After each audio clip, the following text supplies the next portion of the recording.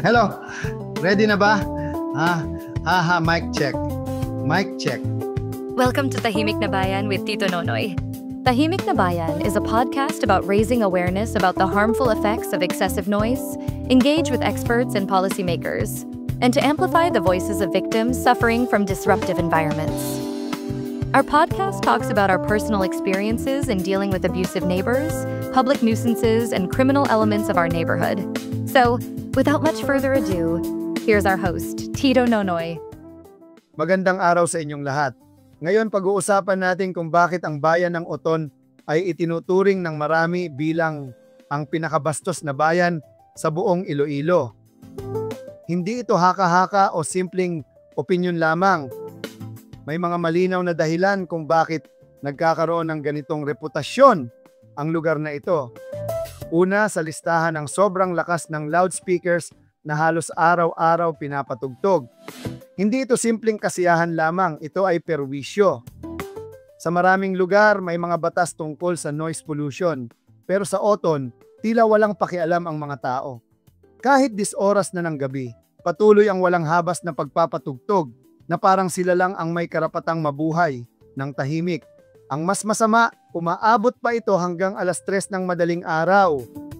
Nasaan ang respeto sa kapwa?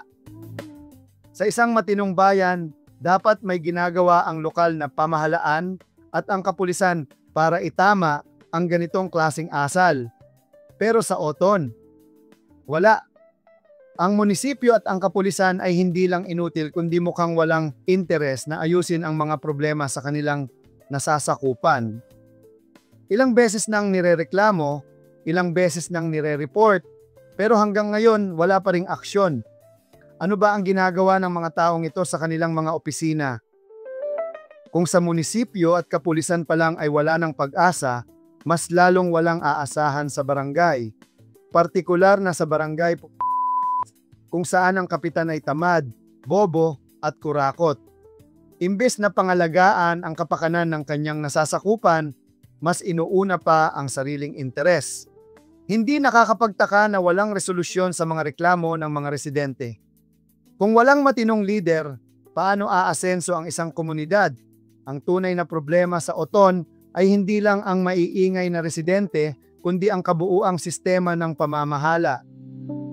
Sadyang walang malasakit ang mga public servants dito. Wala silang initiative, wala silang kakayahang umaksyon, at tila wala rin silang alam sa responsibilidad nila sa bayan. Ito ang rason kung bakit patuloy ang ganitong klaseng kultura dahil walang nagtitimon ng maayos sa pamahalaan. Kung hindi magbabago ang takbo ng pamamalakad sa Oton, mananatili itong pinakabastos na bayan sa Iloilo. Hindi lang ito tungkol sa ingay. Ito ay tungkol sa kabuuang kawalang respeto sa kapwa at sa batas. Ang tanong ngayon, may magagawa pa ba? O talagang wala ng pag-asa ang Oton?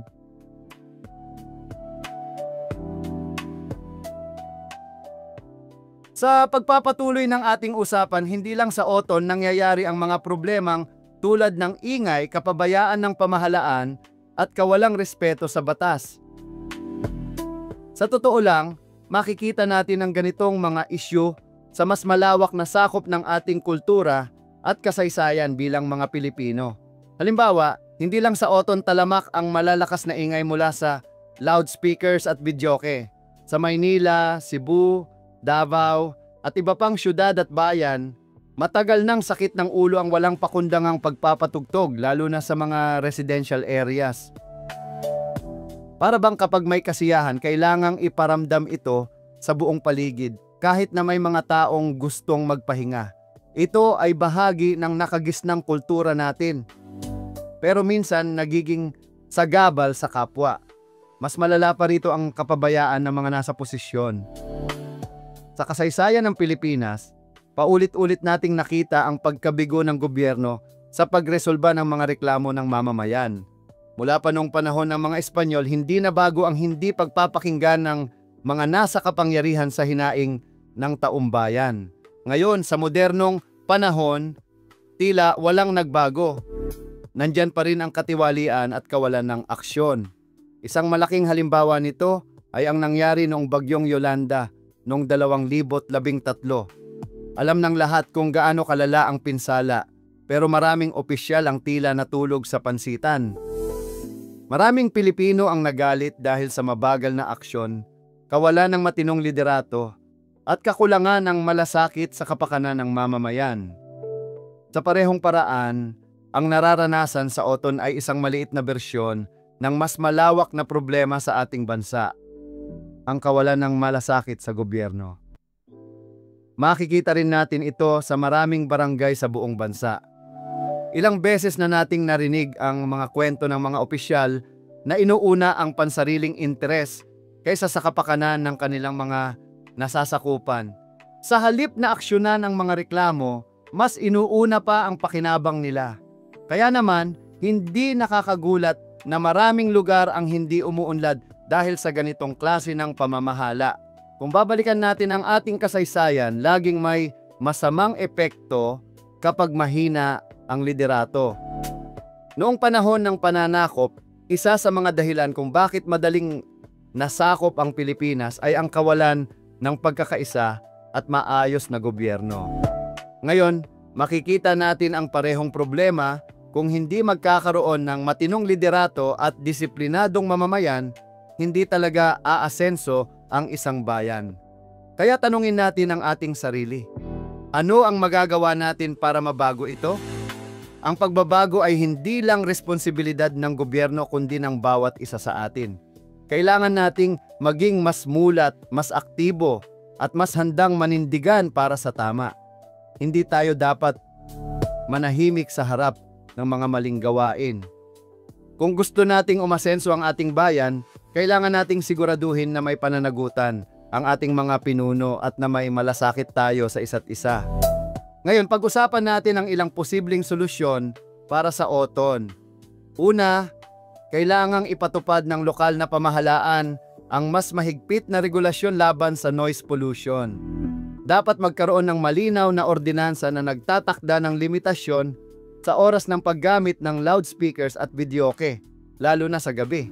Ang sino mang lalabag ay dapat pagmultahin ng malaki upang hindi na maulit ang ganitong kapabayaan. Pangalawa, dapat may mas epektibong enforcement ng mga batas. Hindi sapat na may ordinansa kung walang sumusunod o nagpapatupad nito.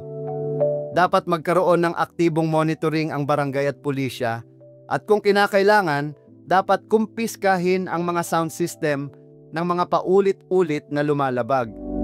Para sa mga habitual offenders, hindi lang multa ang kailangang ipataw, kundi maaari ding ikulong upang magsilbing babala sa iba. Pangatlo, dapat magkaroon ng malinaw na sistema ng reklamo kung saan ang mga residente ay madaling makakapag-report ng mga lumalabag. Dapat may hotline o digital platform kung saan ang mga reklamo ay natutugunan agad.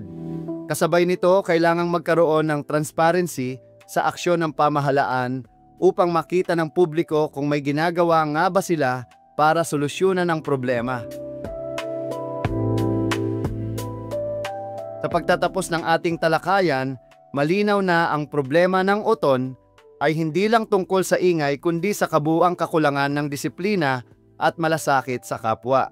Ito ang dahilan kung bakit tinawag itong pinakabastos na bayan sa Iloilo, dahil tila wala itong respeto sa kapwa, sa batas, at sa kaayusan. Ngunit hindi ito nangangahulugan na wala ng pag-asa. Kung may tamang pagpapatupad ng batas, mas mahigpit na regulasyon at mas responsableng liderato, may pagkakataon pang maitama ang sitwasyon.